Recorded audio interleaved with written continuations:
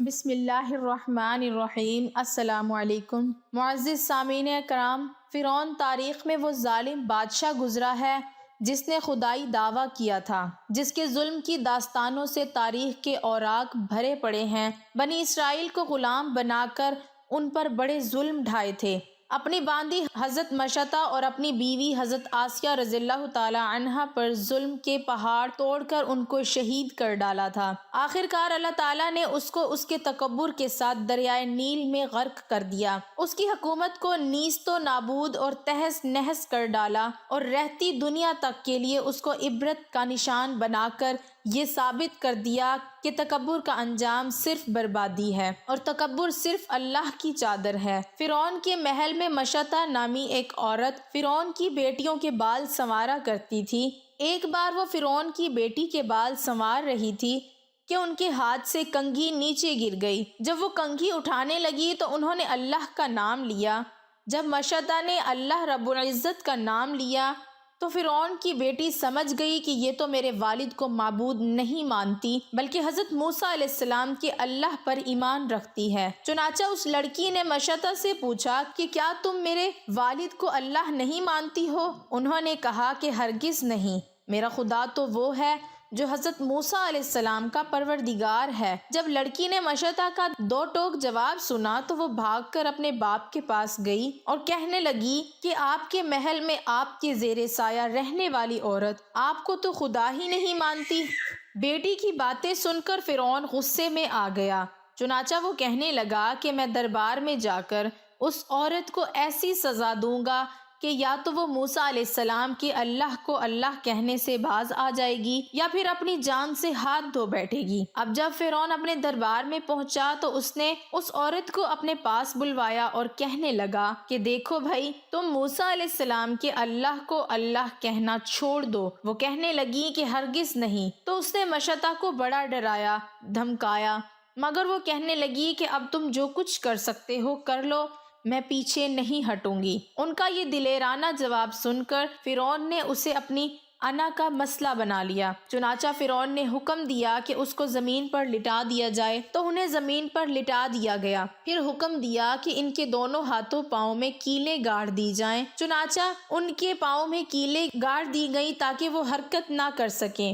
اسی دوران وزیر آیا اور اس نے فرعون سے کہا کہ اس کی ایک دودھ پیتی چھوٹی سی بچی بھی ہے، اگر اس کی بیٹی کو اس کے سامنے ہی قتل کر دو تو یہ اپنی مامتا سے مجبور ہو کر آپ کی بات مان جائے گی۔ اس کے بعد فرعون نے اس دودھ پیتی بچی کو گھر سے بلوایا اور اسے اس کے سینے پر لٹا دیا۔ پھر فرعون کہنے لگا کہ میں تمہاری اس بچی کو تمہارے ہی سامنے قتل کر دوں گا۔ حضرت مشطہ فرعون کی اتنی بڑی دھمکی سن کر بھی یہ کہنے لگی کہ اب میرے دل میں اطمینان اتنا بھر چکا ہے کہ میں اپنی آنکھوں سے بیٹی کو خون میں لت پت تڑپتا تو دیکھ سکتی ہوں، مگر میں اپنے ایمان کا خون نہیں دیکھ سکتی۔ چنانچہ مشطہ کے سینے پر ہی ان کی معصوم بچی کی گردن کاٹ دی گئی۔ جب وہ بچی ٹھنڈی ہو گئی تو فرعون کہنے لگا کہ اب ہم تمہیں قتل کر دیں گے، تو وہ کہنے لگی کہ تو جو مرضی چاہے کر لے، میں پیچھے نہیں ہٹوں گی۔ بالآخر اس ظالم نے ان کو بھی شہید کر دیا۔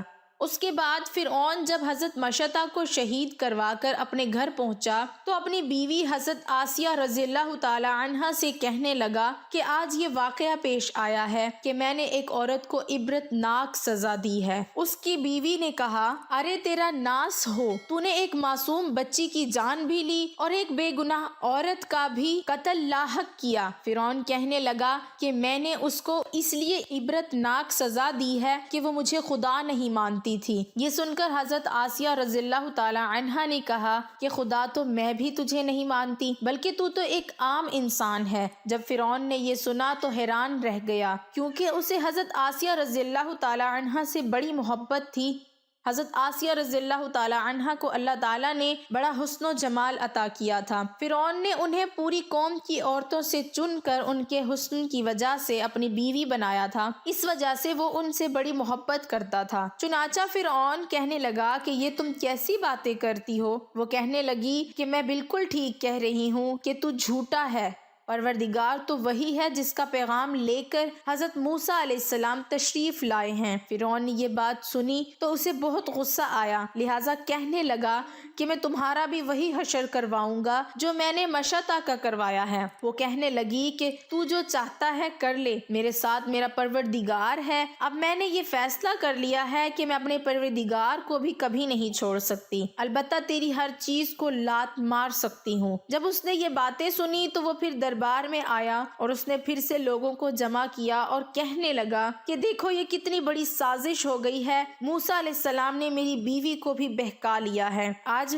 میں اس عورت کو یا تو مار ڈالوں گا یا پھر وہ اپنی بات سے ہٹ جائے گی۔ چنانچہ اس نے حضرت آسیہ رضی اللہ تعالی عنہ کو گرفتار کروا لیا۔ ایک وقت تھا کہ وہ ملکہ تھی اور ان کے اشارے پر نوکر چاکر بھاگ بھاگ کر کام کیا کرتے تھے۔ لوگ احترام کی وجہ سے ان کی طرف آنکھ اٹھا کر بھی نہیں دیکھتے تھے، اور آج وہ فرعون کے دربار میں ملزمانہ بن کر کھڑی ہیں صرف اللہ کی محبت میں۔ پھر فرعون حضرت آسیہ رضی اللہ تعالی عنہ سے کہنے لگا کہ تو اتنے عالیشان محل میں رہتی ہے، اتنی نعمتوں میں پلی ہے، اور میں نے تجھے اپنی محبوبہ بنایا، لیکن میں سب کچھ تجھ سے چھین لوں گا۔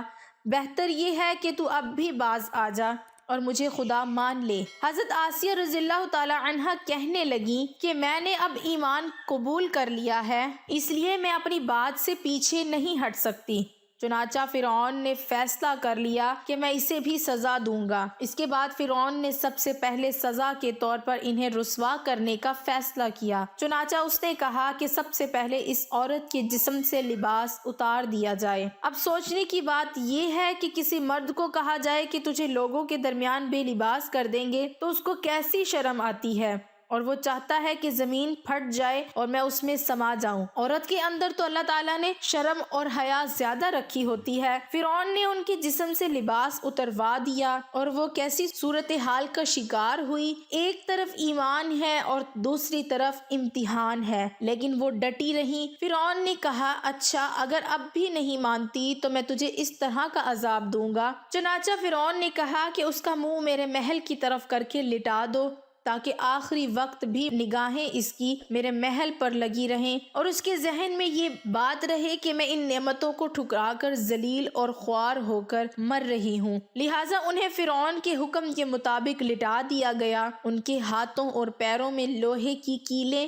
گاڑ دی گئیں تاکہ وہ ہل نہ سکیں۔ اس کے بعد فرعون نے لوگوں کو بلا کر کہا کہ اس کے جسم سے کھال اتار دو۔ اس ظالم نے زندہ کے جسم سے کھال اتروا دی، وہ بھی عورت نازک بدن، مگر وہ اس کو برداشت کرتی رہی۔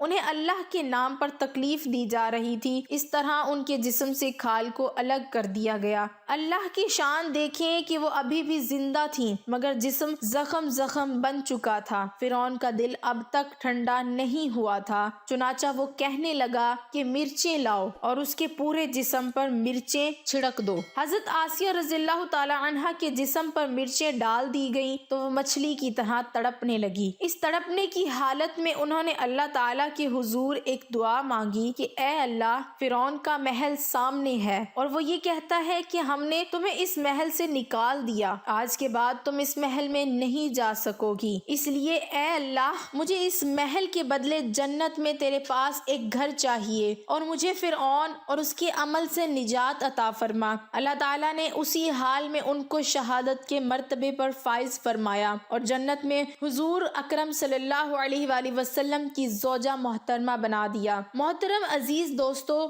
ماضی میں لوگوں نے کیسی کیسی قربانیاں دے کر اپنے ایمان کو بچایا ہے۔ ظلم کے پہاڑ سہ لیے لیکن ایمان کا سودا نہ کیا، ہر باطل طاقت سے ٹکرا گئے لیکن اللہ کو ناراض نہ کیا۔ آج اس گئے گزرے دور میں ہم سے بہت چھوٹی قربانی مانگی جاتی ہے۔ کیا ہم اتنے احسان فراموش اور اتنے گئے گزرے ہو گئے کہ 5 وقت کی نماز بھی نہ پڑھ سکیں؟ اللہ تعالی ہمیں عمل کی توفیق عطا فرمائے، آمین۔